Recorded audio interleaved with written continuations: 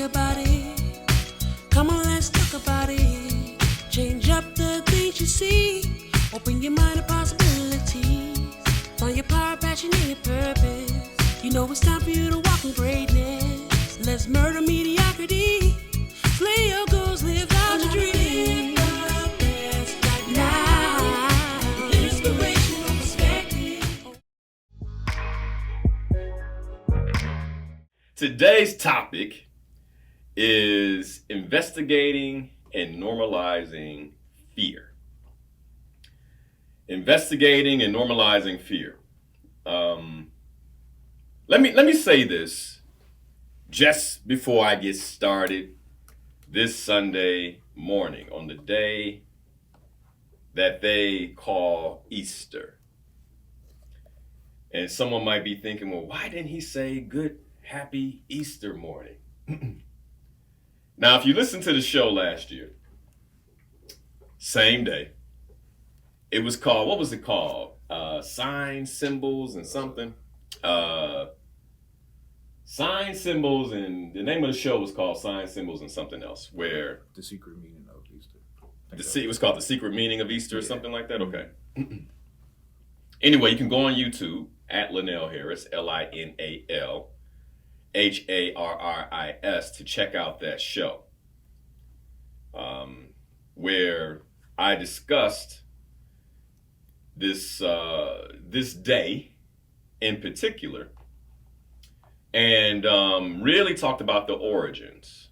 You know, for instance, Easter is to believe have originated from the Old English word estre, which was a pagan festival celebrating the goddess of spring and fertility. The festival was held during the spring equinox. A lot of festivals are held during the spring equinox. And the belief is that Easter was placed around this time to convert the pagans to Christianity. That's what they say. To convert the pagans to Christianity. I'm a bit more cynical than that. And so I think it's a blur. I've always felt like it's a blur. It's for the purpose of blurring. You might say, well, Linnell, why do you say that? One of the things we discussed on that show was where the Easter bunny and the eggs came from. I have a reel right now running on Instagram, thanks to Ade and his work, that basically breaks down where that came from. The Easter bunny and the Easter egg. So over the weekend, let me say this real quick. Over the weekend, I decided, quote unquote Good Friday. And I say that because, it's all, it's none of these days are the actual days, right? You have to actually count the days of Passover. Passover this year started April 5th. I think it was 2 days into Passover when they arrested Christ. That would be the 7th. What's today? Then, I got to do the work, but this might actually be the right day. But either way, typically it's not. And all that to the side, this weekend, Good Friday, I was checking social media. I'm like, okay, since this is the day that the majority of Americans, because the majority of Americans are quote unquote Christians, and let me start by saying this. I'm a follower of Christ. Let me put that out there right away before somebody's like, oh, he must not be a Christian. And I'll get into why I don't necessarily call myself a Christian. And if you're not any of these things, to my other brothers and sisters who I have amazing respect for, regardless of your beliefs, please keep listening. Please, please, please keep listening. All right? And so I was looking for some representation of how special this weekend is in social media. I saw all kinds of things. Easter egg hunts. There was a bunny run yesterday, a bunny 5K yesterday. I saw all kinds of things, but I found very little reference to the core meaning of what today is supposed to be about. Hold on, I don't think I saw anything. There may have been one advertisement by a church that I ran into that said, "Come join us on Easter Sunday." Outside of that, I didn't see anything that celebrated the life of Yahshua, the amazing life of Yahshua, and the horrifying death and crucifixion. I didn't see anything that specifically called it out. And so I thought to myself, man, this blur that's been created has now dominated. Like, it's not just a blur, it has dominated this weekend and this day. Now, the topic is investigating and normalizing fear. And this is something that has been sitting with me for quite some time. And I want to talk about what I believe Yahshua, Jesus, whatever you call him, what he went through the night he was arrested. Because I don't really hear people talk about that. Now, let me first say this. And by the way, you know, I'm a coach. Okay?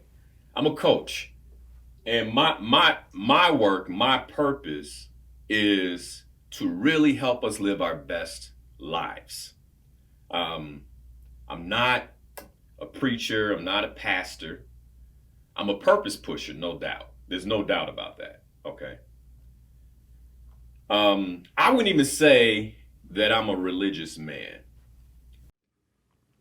What I am is I'm a seeker of truth, and I'm a seeker of wisdom. Even at a young age, when I did learn how to pray, one of the first things I prayed for was wisdom, which I can credit my dad with, who really made it his mission to get us to understand the Proverbs of King Solomon. I was so taken with the book, I thought, man, if I could just have a little bit of that, my life would be set if I could have wisdom. And so, in terms of today's show, I want you to keep that in mind.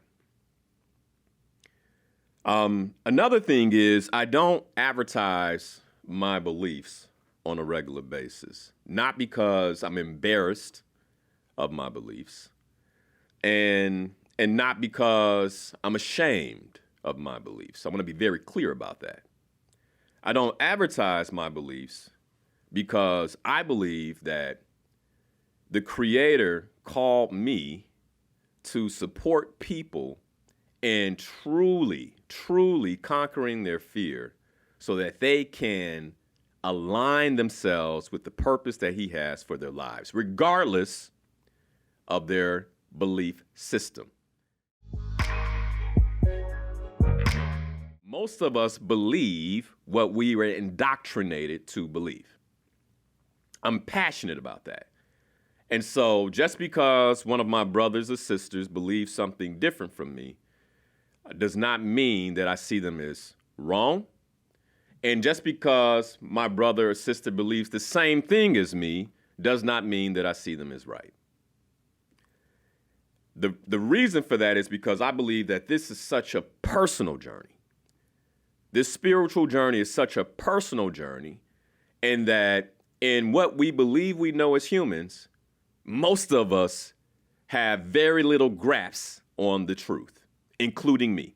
There's so much that we don't know. For the little that I know, I believe that there is a massive amount that I'm ignorant on.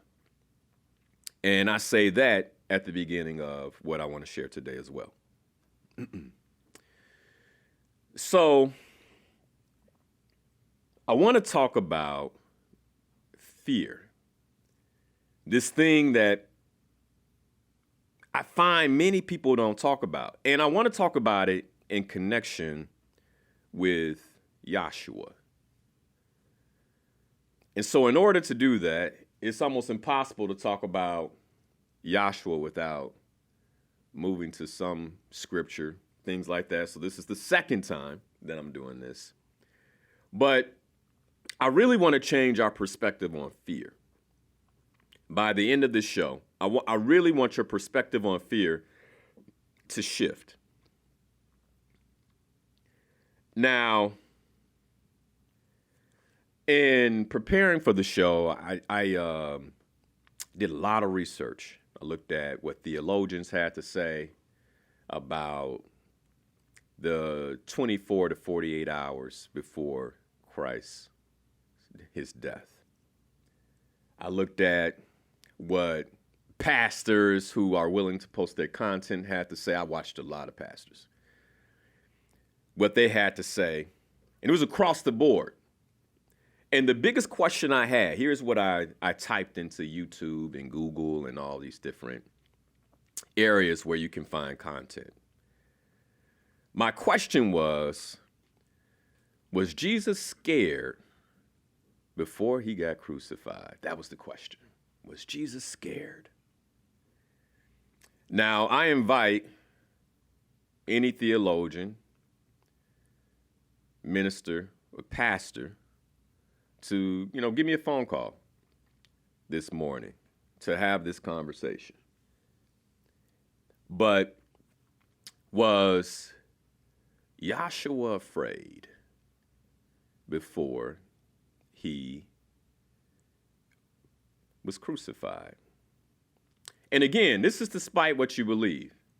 I mean, now we got brothers and sisters out there who will say, well, he's a fictional character, right? That he was made up at the Council of Nicaea by Emperor Constantine. They'll say that. And believe me, I'm going down all those rabbit holes. As someone who grew up in church and was disenfranchised by the church, believe me, I look for everything. And so someone would say, well, Linnell, why do you believe? And my answer to that is because of my personal experience, my very, very personal experience. As someone who looks for proof in history and objectivity, I get why there's doubt. As a believer, as someone who believes firmly, is based on my own spiritual experience. Last week I was telling you how I told my son, you can't believe everything that you see, right? You can't believe everything that you see. Well, you could say the opposite of that, and that is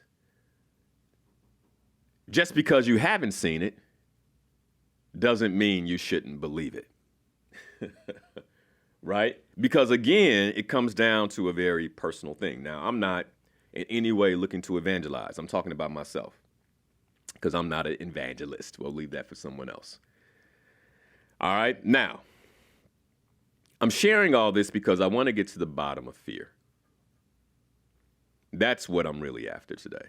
And that's what, for those of you listening, that's really what I want to explore, investigating and normalizing. I say normalizing fear. When you think about fear, I want to first bring in one of the 12 universal laws, and that is the law of polarity. The law of polarity. And when you think about the law of polarity says or states that for every thing there is an opposite. There is an opposite. So when we think about fear, then what would be the opposite of that? And most people, most theologians, most pastors, most wise men, most learned folks would say love. They would say that the opposite of fear is love. So then how does that work? Because I've been afraid sometimes, brother, where I'm not sure that if somebody said I love you, or even if I felt love, it was going to dispel my fear. But then I thought about this, right? Well, they say God is love, right? The Creator himself is love. So then if I rest my fears with he who is ultimate, he who is everything, and he who is love, then maybe that in itself would dispel my fear. Maybe that in itself would dispel my fear. So to kind of start thinking about this, one of the ways that we can begin to operate outside of the control of fear is to surrender ourselves to the Creator himself. Now, notice the word surrender. Whew. I had a hard time with that, man, for years. And so if anybody, when I said that, you just had a moment, I get it. I get it. To surrender yourself to the Creator is the ultimate, I would say, the fastest way to dispel fear. But that's not fully what I want to talk about today. Because I also believe there are other things that extinguish fear. For instance, like purpose. When I know my purpose, and of course the purpose, again, is another reference to the Creator because my purpose is provided by the Creator himself. It's the reason I was designed. It's the reason you were designed. So when I'm aligned with my purpose, that is something else that extinguishes fear. But I want to talk about the experience of fear itself. And by the way, let me say this, because if you're not, or you haven't, or you very seldom experience fear, then I would question how aligned you are with your purpose.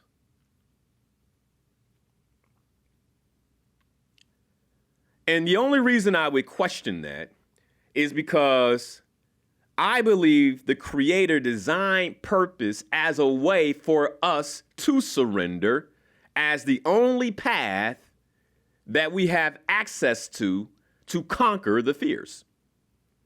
So if I experience very little fear, it means that I've likely created my own path.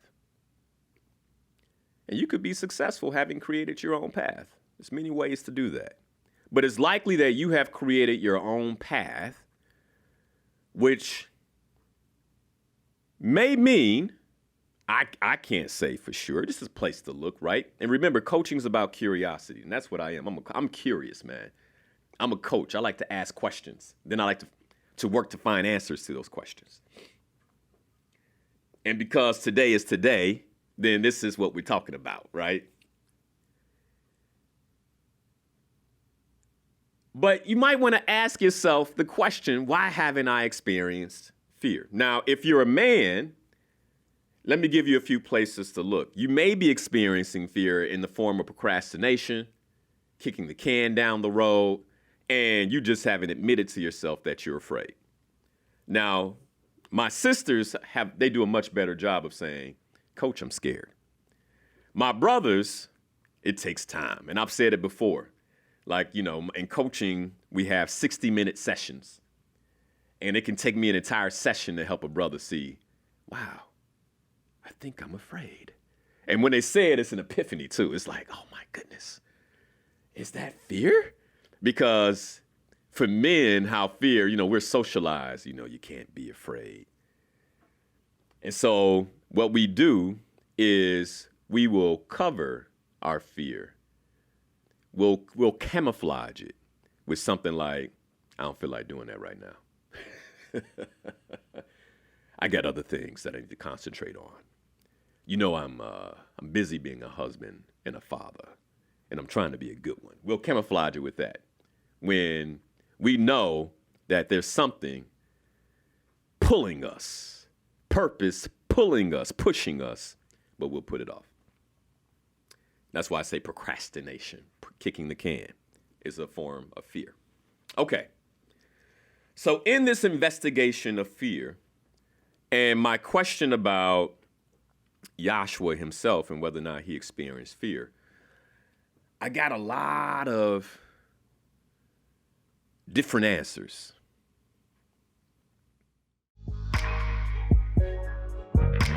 The very first pastor I saw, he was asked a question. It was like one of those forums where he was asked a question, like, was Jesus afraid? And he sat back and he thought about it. And he started to answer. Now, me, I would have been like, let me come back to you next week. Or give me a month, right? I don't want to answer that one wrong. But he started answering. And he was like, well, Jesus was God in the form of man, and God himself can never be afraid. And so if God himself could never be afraid, and he started kind of rationalizing this thing, right? And no shade to this pastor, because I believe he was really sharing what he thought was the truth. But he began to go down this path where for Jesus to experience fear would be a sin. And I thought to myself, this is the first video I saw. Thought to myself, man, okay, if this is the teaching that some Christians are getting, it makes sense why when people feel fear, they feel so condemned. There's a deep sense of condemnation because I shouldn't even have this feeling. But then wouldn't that take away my humanity? If as a human being, every time I felt fear, that meant I was outside of the will of God. I was outside of the will of the Creator. Because in my experience, and this is the only thing I have to go on, in my personal experience, almost every time the Creator told me to do something, the next emotion I felt was fear, because I didn't know how to do it, 1. 2, because it was going to create significant change in my life. 3, because I was uncertain as to how it would turn out. 4, because it meant that I could no longer be in control. 5, the list goes on. I could keep going. All the reasons why I would get afraid.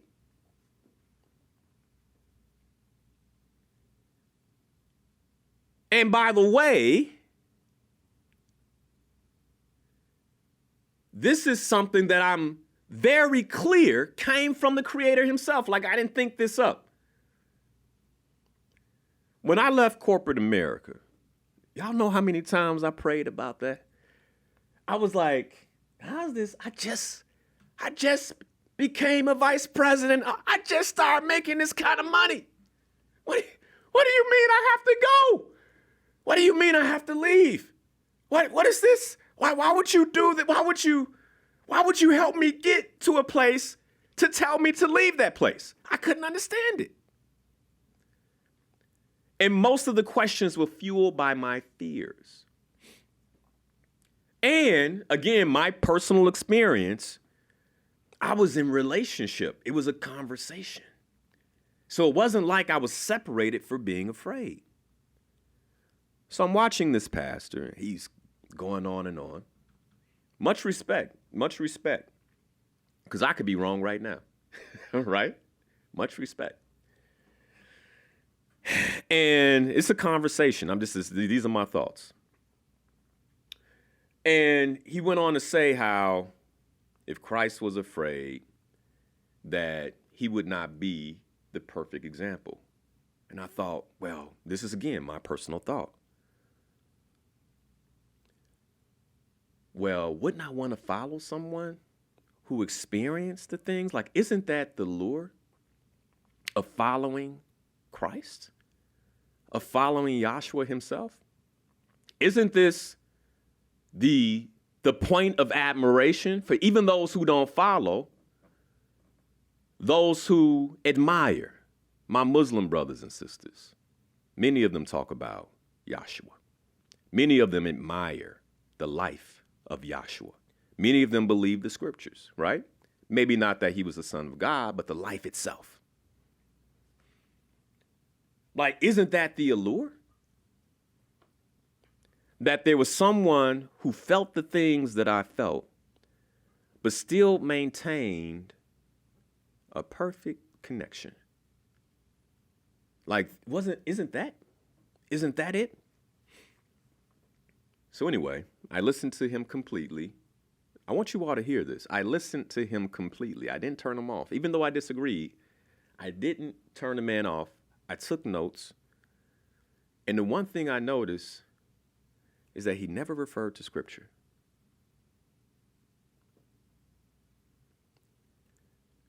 Be very leery of people. That's why I said, like, this is the second show I got to bring scripture in, right? Because it's like, you got to at least look or reference something, right? But he didn't refer to scripture.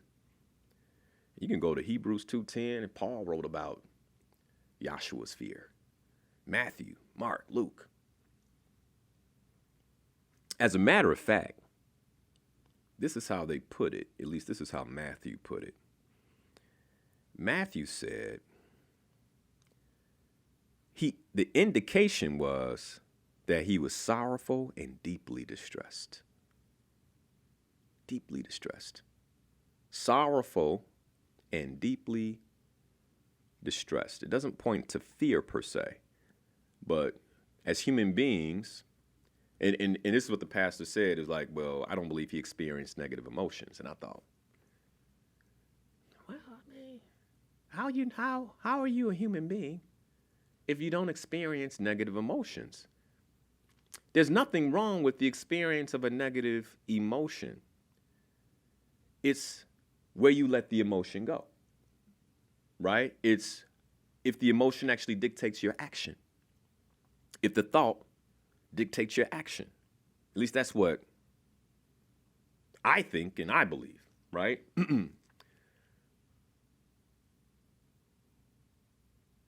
Matthew 26:36-39. Jesus said to his disciples, my soul, think about this. My soul, you ever felt something where it's like in your soul? When my mom passed, like, the sadness was in my soul, man. Like, it was deep, and you can't shake it. You go to sleep with it. You wake up with it. My soul is overwhelmed with sorrow to the point of death. Stay here and keep watch with me. He told this to his best friends. Now think about this.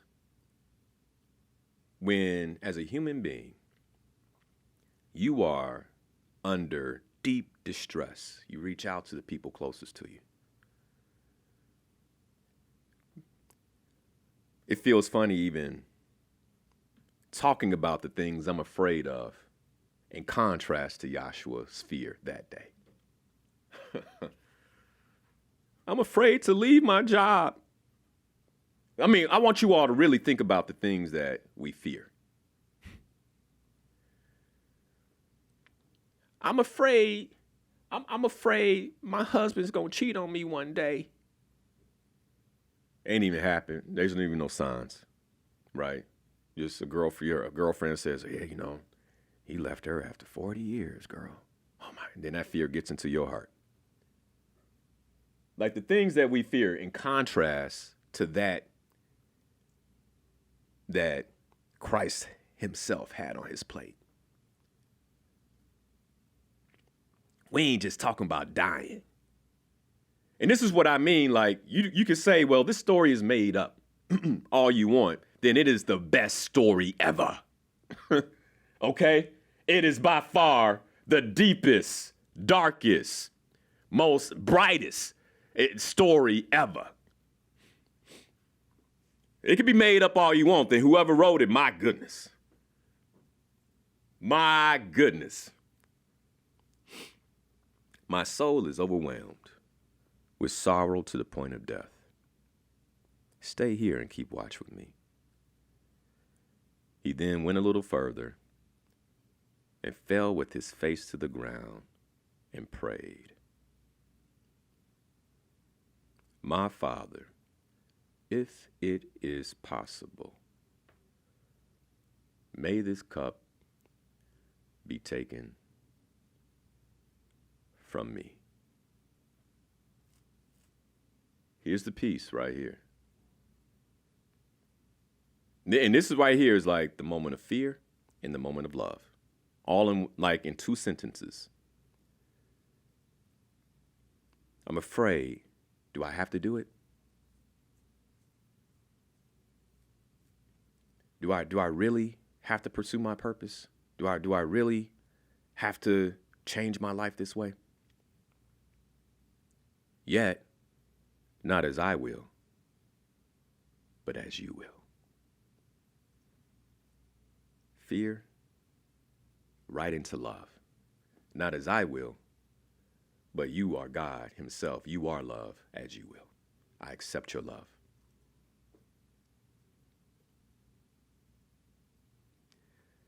This is my opinion, that this passage itself shows the apprehension and the fear that Christ had about suffering. Let's be clear, suffering during his crucifixion. And here's the big piece. It also indicates his willingness to align with his purpose, to submit to the Creator's will, even if it meant torture. You want to know why? If you want to know why I'm aligned the way I am, I believe the way I believe, that right there. It's like, yo, wow. Wow. And he didn't do that one time. They say he prayed like that 3 times.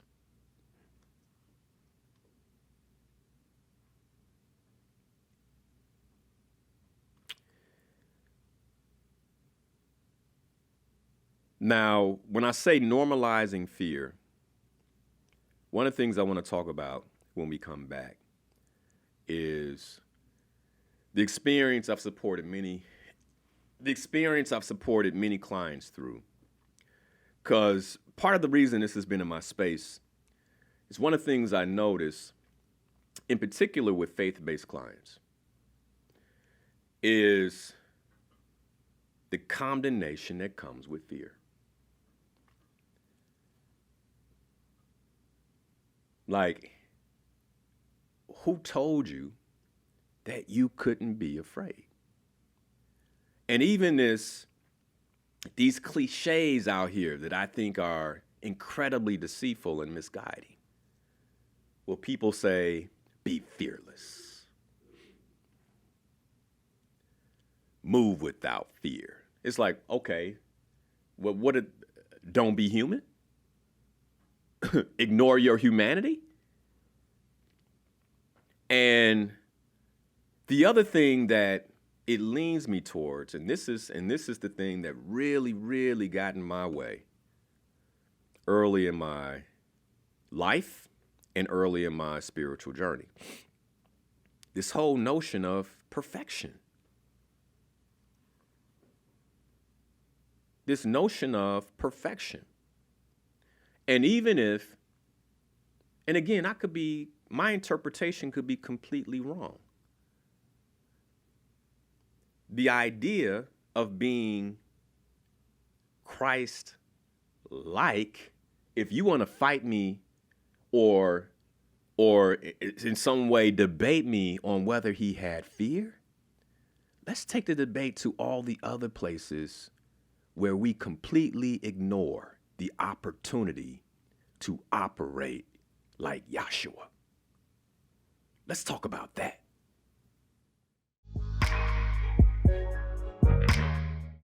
When you look at fear, fear separates us from living the fullness of the life that we are supposed to live. You can go down every pillar. When I talk about pillars, the 4 pillars of life, you can look through every pillar. And if you are not fully aligned in that pillar, it is likely because fear has gripped you in some area. There are people who simply have a fear of eating right. You say, what, Linnell? Well, the last time I ate right, I got hives and toxins started to come out of my body, and that scared me, so I stopped. And I would say, well, wouldn't you be afraid to keep all that stuff in your body? I would rather experience the hives and the toxins coming out than to allow it to stay in. But as human beings, we have typically a very fearful relationship to change. And so, same thing in relationship. How many people have committed themselves to someone, another human being, and they still operate with the fear that this person may take advantage of me? Like for my married people out there, just like sit right now. I want you to really think about this. Like, is your marriage where it could be, or is fear creating a disconnect? Well, I need to protect myself from him. The only reason I'm doing this work is because I got to keep a little bit of my own money just in case. Like, where fear actually robs you of the full experience of being connected and in love, like fully connected and in love in the covenant of marriage. Fear. You can go to the work that we do. Many of us get up every Monday, not because we're inspired, but because we're afraid. We're afraid that if I don't show up, I won't be able to survive. Afraid that I won't have the money that I need to go and do the things that I need to do to take care of the people that I'm responsible for taking care of. Fear is the source. I can go down the list, even financially. Many of us, when I work with clients who don't have financial clarity, they'll say, without saying, and we typically distinguish it, that the reason they are not financially clear is because they are afraid of the financial picture they're going to see. Think about that. I'm so afraid of the truth, I'd rather live in a financial lie. I'm so afraid of the truth, I'd rather tell myself a financial lie. Everything's going to be okay as long as this check comes in. Fear. The biggest indicator of fear that I see with purpose and what separates people from living their purpose is the fear of changing and fully aligning themselves, because where will I get money?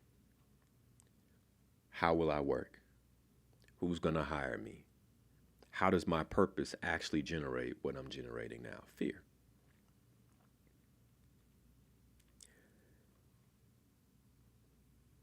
The reason I wanted to talk about Yahshua himself, Jesus, is because when I think about the things that I've been afraid of, I feel, it almost makes me feel like, man, you got to do better. Because again, we're talking about the fear that he faced and conquered. And when you look at what happened to him, like let's go into what happened to him. Many of us saw The Passion of the Christ years ago. It was a very difficult film for folks to watch, right? Imagine if that was your purpose. Just imagine, like, and the creator's not even asking us to suffer like that. Maybe a little suffering. I remember 2016, there was a little suffering. I don't know if I'm going to get a client. I mean, I look back at it now, man, and it just makes me like, man, you know, it's my human experience. I have fear. I don't know what's going to happen. And we allow these little baby fears. Because, I mean, in the contrast to what many of us call our Savior, in the contrast to what he experienced, come on.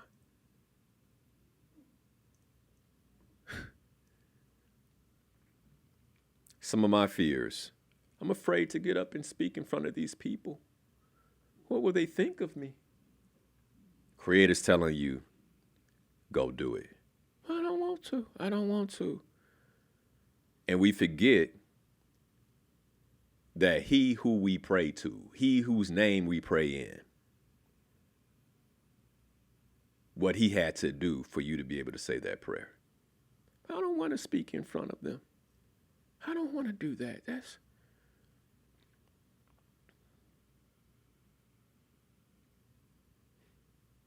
I mean, I want you to be with this.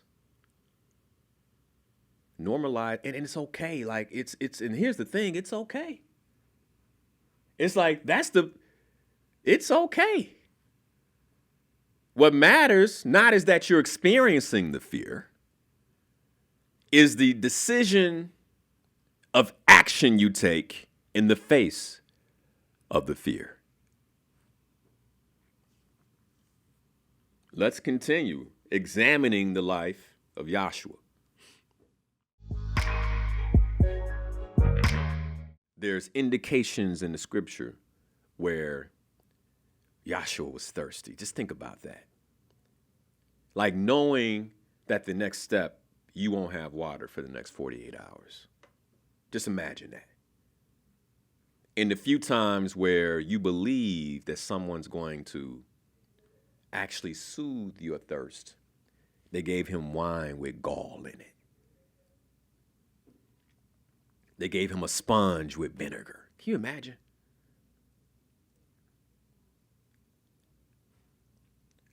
Most of us would have damned them to hell right then. I mean, again, right? Right then, in all that agony,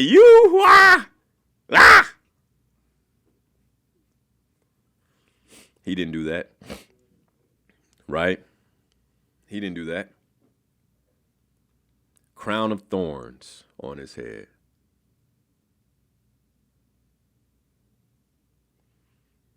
Paraded through the people, carrying the instrument of his death. Whew. Until a brother, it's documented, a brother stepped in and helped him. I don't know why they don't document that he was a brother, but, you know, one of his brothers stepped in and helped him.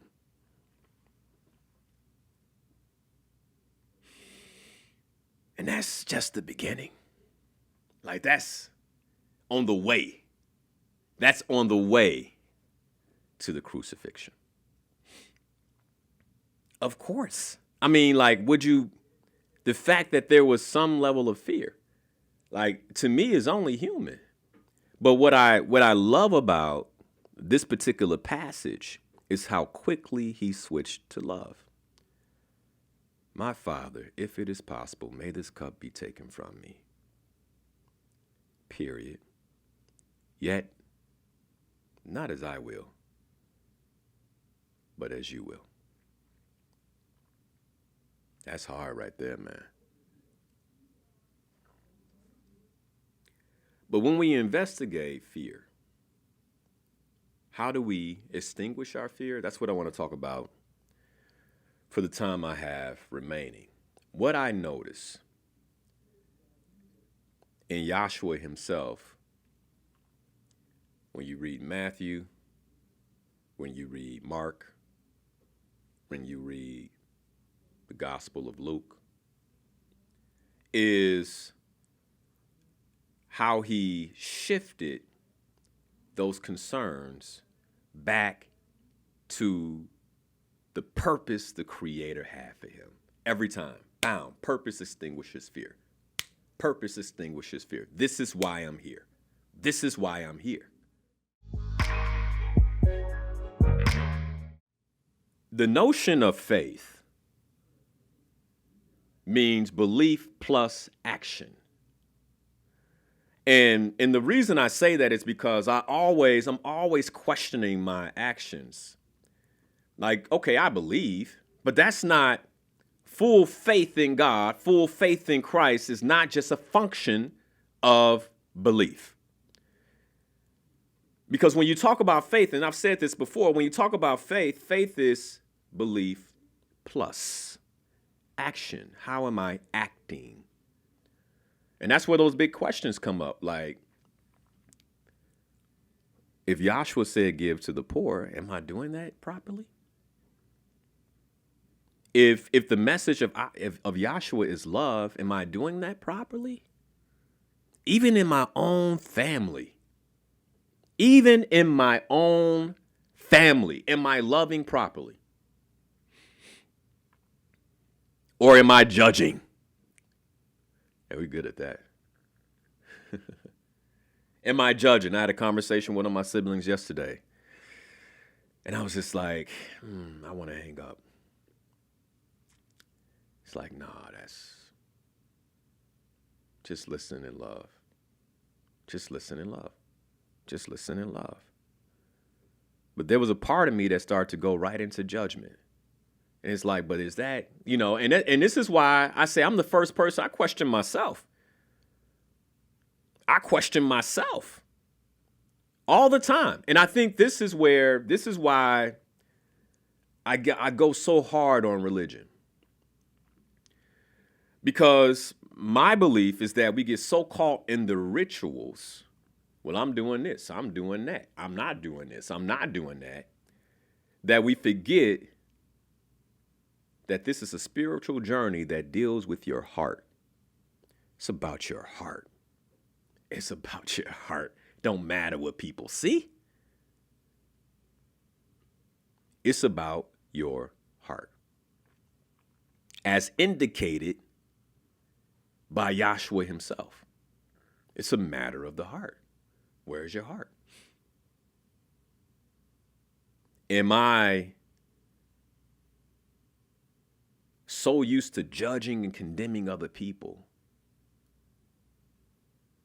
that my focus is external on what they should focus on and fix versus what I should focus on and be working in unison with the Creator to address?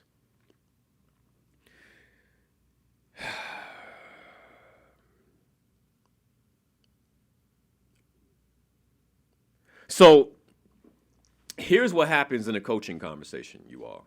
When I'm working with a faith-based person, they'll come in and go, I'm working through this and I noticed that fear has really been, and then right away when they say fear, judgment comes in. They shut themselves down, right? Because I believe this is what happens for most of us when we're in a conversation about purpose and aligning ourselves properly and really investigating who we are. Like when you begin to go through this self-actualization experience, what you find is that you're short.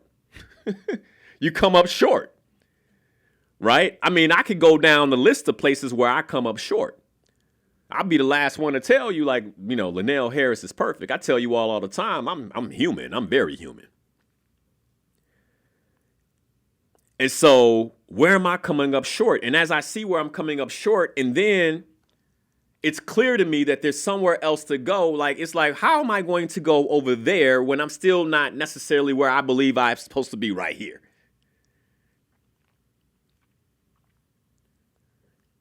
And, you know, the creator is fascinating to me. Like, it's interesting where he'd be like, well, the only way we're going to address these things is if you push yourself over there. Like, the further I push myself, the closer I feel. It's interesting. But my objection to going further is, well, look at me now. And it's fear. It's fear. Fear is normal for a human being. This belief or this ideology that you cannot be afraid is dangerous. I believe it's dangerous because what happens is then I begin to ignore what I'm supposed to do and where I'm supposed to go. Because more than likely, you're going to take the path and go there afraid the whole time, and afraid when you reach the destination, and afraid until the true purpose for why you're there is revealed. Afraid. So it's not necessarily about the fear, it's about the action, it's about the alignment. And so I'm sharing with the client, I'm like, well, I believe that Yahshua himself was afraid in the Garden of Gethsemane. They're like, wait a second. And because I knew they were a Christian, I shared the scripture. Wow, that really, and I couldn't believe, they were like, they hadn't seen it like that before. I'm like, where can you begin to use love? Your alignment with the Creator. Because I firmly believe that one of the reasons why we experience condemnation is a trick of separation. Like, sit with that for a second. We experience condemnation as a trick of separation. And here's what I mean by that. Again, we're on a spiritual journey. Somebody wrote me not too long ago, and they're like, Linnell, thank you so much for being such a phenomenal spiritual guide. Man, that freaked me out. I'm like, I didn't sign up to be a spiritual guide. I signed up to be a coach. It freaked me out, man. I was like, what? Oh, that's a big responsibility. I don't know. Then I thought about it, and I said, man, is that what this is? Goodness. I was afraid. Again, you know what I'm saying? It's like, I did this 10 years. Maybe it's time to stop. I ain't trying to be nobody's spiritual guide. I'm trying to figure out my own situation, you know? Then this is what happened. Like, say, well, what's my purpose? My purpose is to help myself and others live the best life possible. How can you help somebody live the best life possible without helping them get spiritual alignment? Like, you're just impossible. So, okay. Well, I'm happy you told me that now, because if you had told me that 20 years ago, I might not have signed up for this. Right? Again, fear. Right? So I'm sharing with the client this whole notion. Where I want to go is how condemnation operates in separation. So when I feel condemned, and by the way, this is not a what they call it, a hall pass to do something wrong. Okay? But when I feel condemnation, and I'm talking about condemnation simply because of an emotion, right? Like I know, like, all of a sudden I'm clear I'm supposed to do this and I'm afraid. And it's like, well, I shouldn't be afraid. I should have faith. And it's kind of like, well, hold on now. In that moment, you are separating yourself from the Creator because you are condemning yourself. What if it was, how can you help me get there? And moving to that same place we saw Yahshua move, right? Because it was like, hey, I don't want to do this. But you know what? Not my will, but your will. So support me in that. I imagine in the Garden of Gethsemane, he prayed 3 times. The prayer that is documented is this prayer, right? I imagine the second 2 times, the last 2 times, that it was, I need your support. Like, give me the strength. Give me the courage. Like, all the things that he needed, to the point where the soldiers showed up and Peter got, hey man, Peter, man, Peter's that dude. I need a Peter in my life though, for real. Hey, Peter's that dude. Hold on, let's shout out to Peter. Roman soldiers show up. Now, everybody need a boy like this. Roman soldiers show up, because a lot of pastors, they condemn Peter, right? Roman soldiers show up, and Peter they like, Joshua, you're coming with us. And Peter's like, no, he not. Wow, pulls out the sword, and then commences to fight the soldiers. Like, you go to jail for that, yo. Like, y'all not taking my boy. And commences, and when he commenced, like, it wasn't just fake. Like, he cut my man's ear off. Like, he swung for his head. I imagine it went something like, he swings, my man was like, whoa. He's like, shout. And his ear came off. Like, he went for the death blow.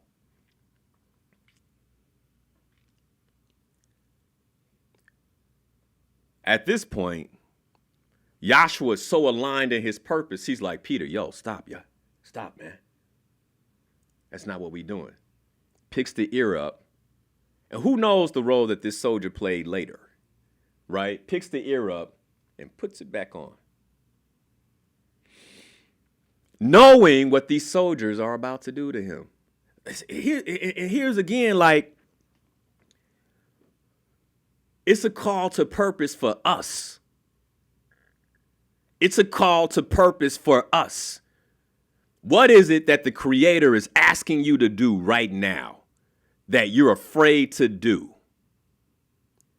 Because what I can guarantee you is that your cup is sweet in comparison to your Savior's, period. It's sweet. And then most of it is, in my experience, the more aligned with my purpose I am, the more blessed I've been. So not only if I navigate this fear and I conquer this fear, then there's blessings on the other side.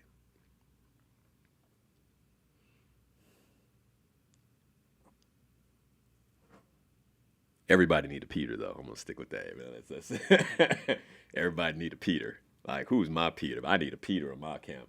Like, yo, bro, hey, don't pull on him. Don't pull on him. It's cool. We're going to have a conversation.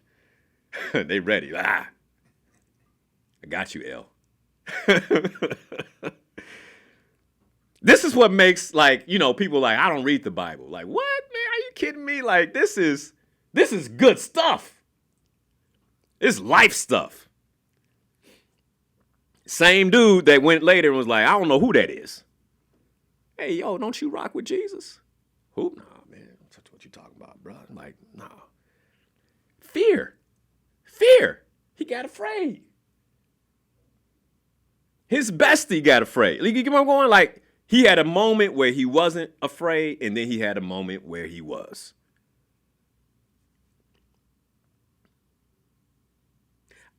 Now, I want you all to put this in perspective real quick, because according to the scripture, Joshua told him, before the cock crows, you'll deny me 3 times.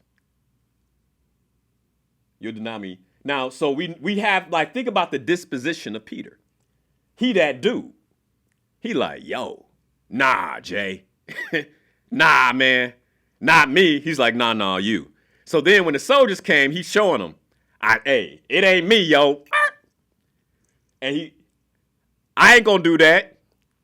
I imagine Joshua looked at him after he put the ear on, and he was like, still gonna happen.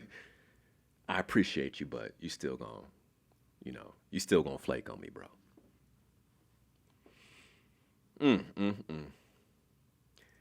Look at the things we're afraid of.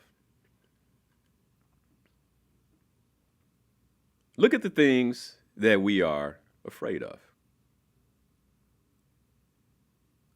And again, like my Muslim brothers and sisters, my Hebrew Israelite brother, like I really want us to get, regardless of what you believe, it's the narrative. It's the narrative. It's the power of the narrative. Like, what can we take from this?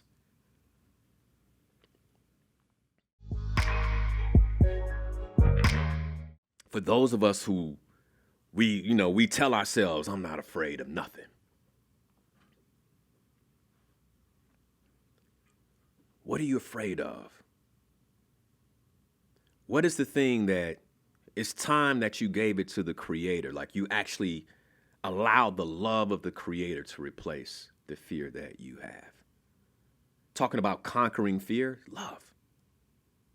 Love. Love.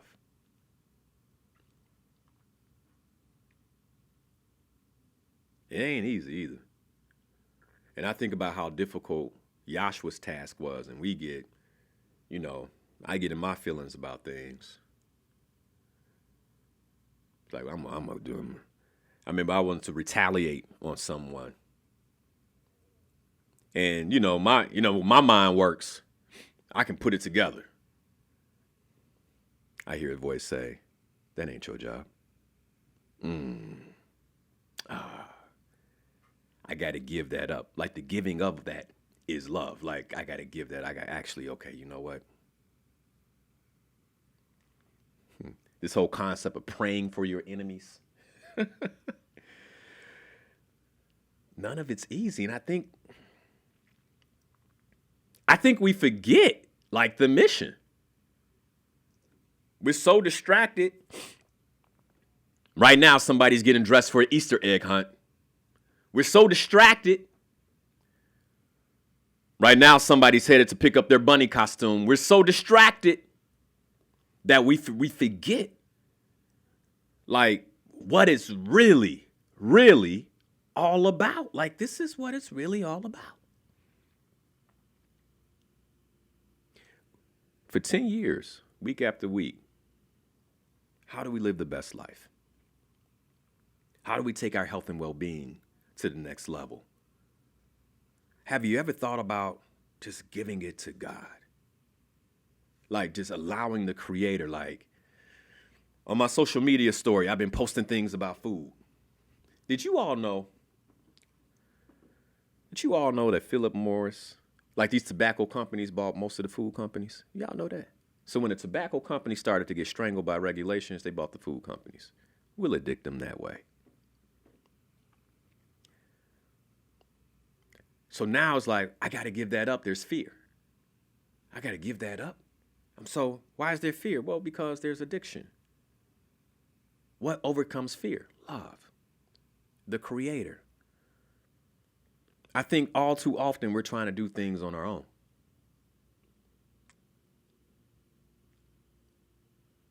If Yahshua, who he was, he couldn't do that by himself. I mean, 3 times. Prayed 3 times.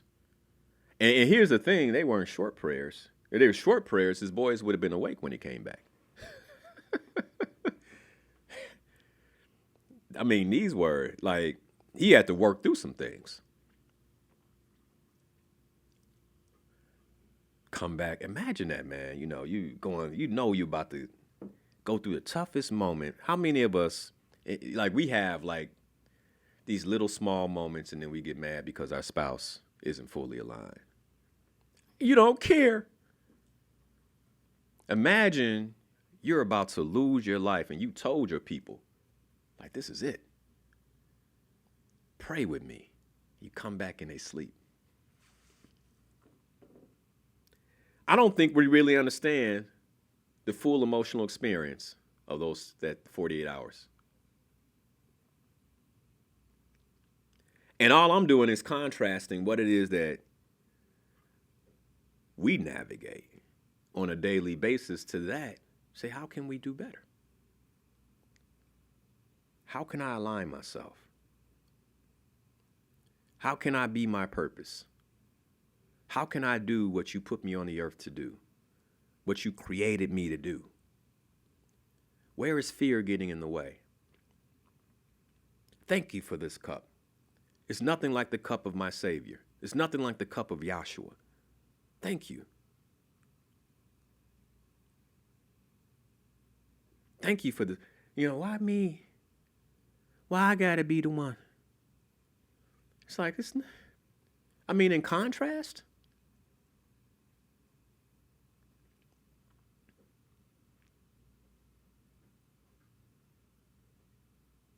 this way y'all messed me up. Somebody on Facebook said, "You really preaching, coach?" I'm not a preacher, though. I'm a teacher. These are the things that scare me. I'm not trying to do that. Anyway, I'm just being completely open and vulnerable. And like, even this topic scared me. Like, I've talked about fear a lot. I've never, ever brought Yahshua into it for a lot of reasons.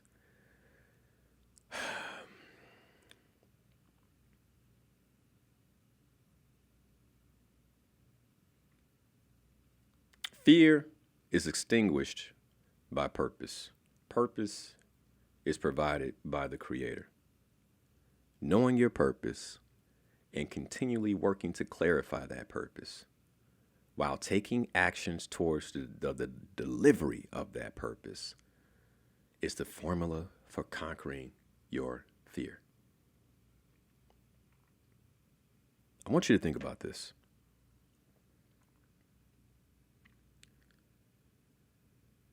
A trained soldier in the heat of battle will run towards circumstances that could result in death. Outside of what Yahshua went through, I don't know that there's anything in our 21st century world that's scarier than that. I've been watching videos from time to time of the war in Ukraine. And I just think to myself, one of them I saw on Twitter, there was like, watch these two Russian soldiers next to the river get killed by a drone. And I thought, like, and here's where my mind goes. Like, these are people, man. These are souls. These are spirits. And they have an experience, no matter what side they're on. And just imagine me sitting next to a river where you think you're getting a break, only to hear, and that's what happens when you hear a missile. You imagine the level of, like, to die with that kind of fear. Yet they do it. And many of us, our lives aren't on the line. It's a change that's stopping you. It's something you don't know how to do that's stopping you. It's a lack of faith that's stopping you. And maybe it's just time that you took action. Like, if you really truly, if you call yourself a believer, then believe. What is belief? It is a component of faith that requires action.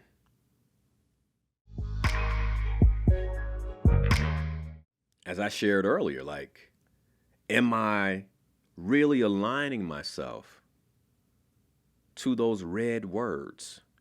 And that's where I really concern myself in terms of the scripture, those red words. Am I aligning myself to that gospel?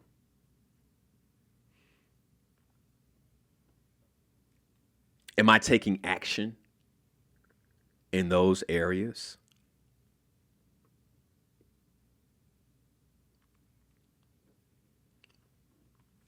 And this is why I'm such a proponent for purpose.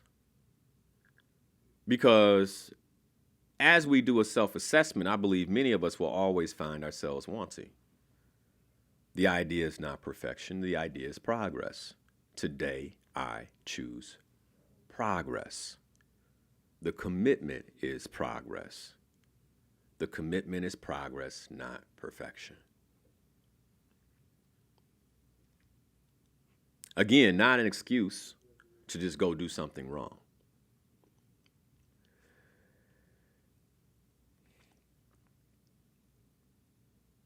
What's your purpose? I can't think of anything sadder. I can't begin to identify anything worse than a human being that has not identified the reason for being, the reason for living. You have a purpose. Imagine if, as a young man, Joshua began to question his purpose. Well, hold on now. I don't want to die. And by the way, who could blame him?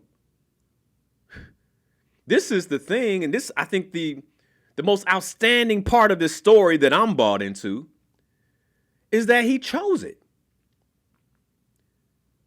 He chose, like, the one thing that every human being is given, and he came in human form, is volition. That's proven when he was tempted. I'll give you all these things. And he had volition, he still chose his purpose. His purpose was to die. And not just die, to be tortured and die.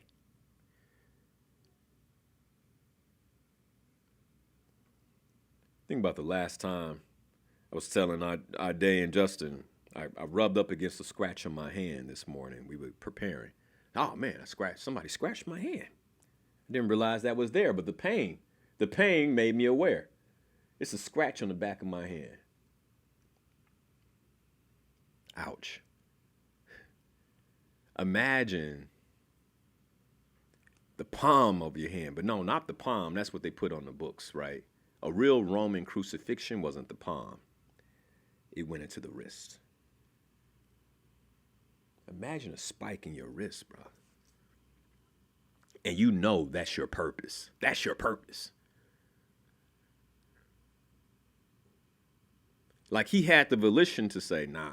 I mean, you don't think he ever wondered, like, what it would be like to have a regular human life?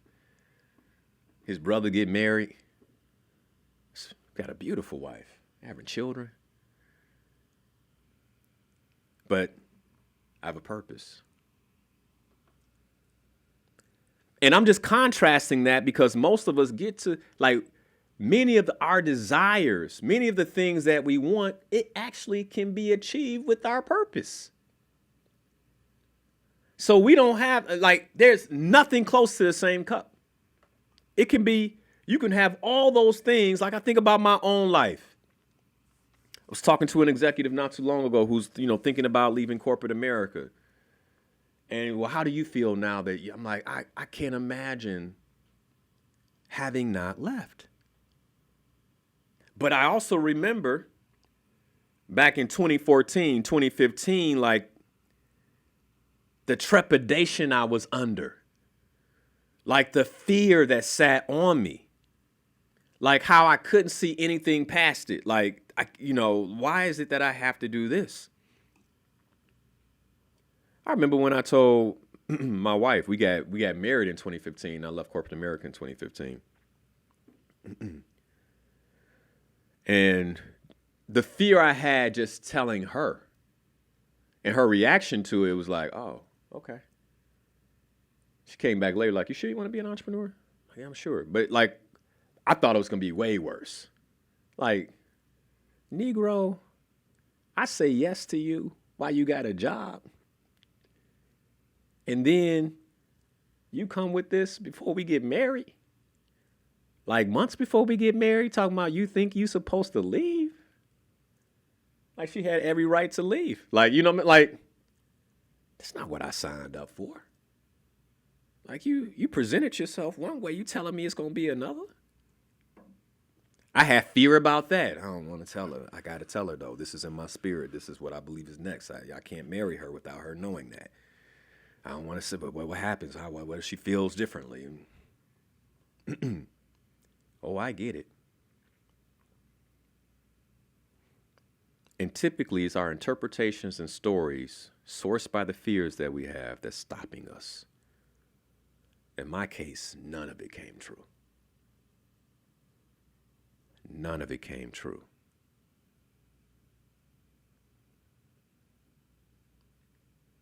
You are going to be afraid.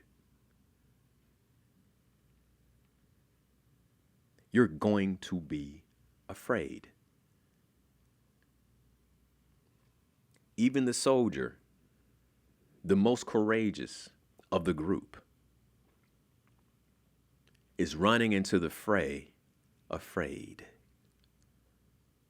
And when he comes out on the other side, a conqueror, it's not because he did not experience fear. It's because he embraced the belief that he would be protected with the action of forward movement. Why we say, look at him, celebrate him. That's a real man. That's a courageous man. The man that wasn't fearless, but the man that moved forward in the face of his fears. And the ultimate man, the one we are supposed to be celebrating today, he showed us the way. He showed us what it's like to move forward in the face of the worst circumstances that a human being could go through, and do it with love.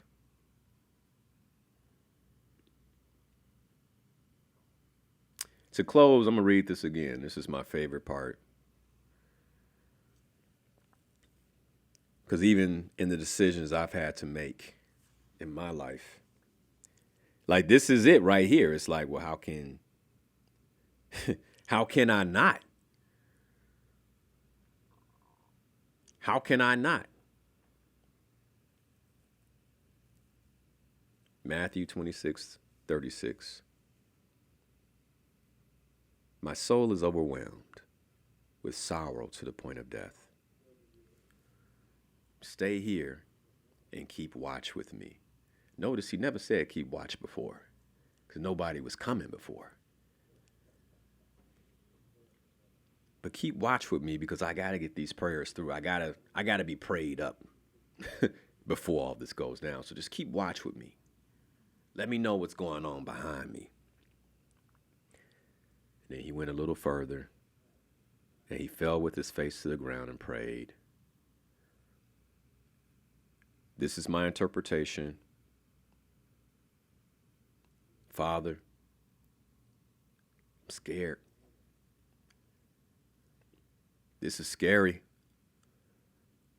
I got all the way here, and I know what I'm supposed to do, and I don't want to do it. I don't want to do it. But that doesn't matter. What I want doesn't matter. What you want, that's what matters. Not as I will, but as you will. I might have to separate from everybody. I might have to leave. I might not be able to relate to everybody. Everybody might not understand me. My own spouse sometimes might not get me. I may not know where the next check is coming from. I'm willing to put my trust in you.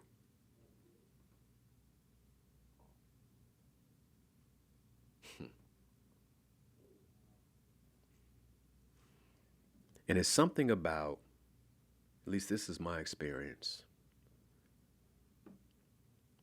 I remember it was June, July 2016. Left corporate America. Things weren't going the way I thought they would. It appeared that my worst fears were coming true. Not going to be able to take care my family. I'm going to have to mess around and rely on my wife. And anybody that knows me well knows I'm not that kind of dude, right? I mean, all the fears are hitting me. And I got a second job offer.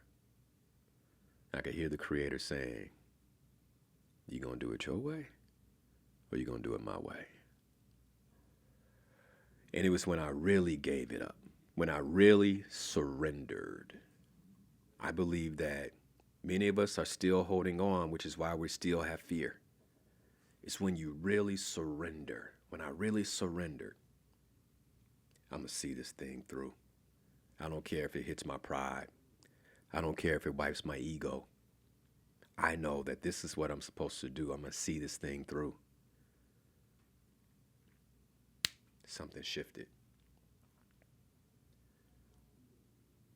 Something shifted. And I believe the same thing can happen for you.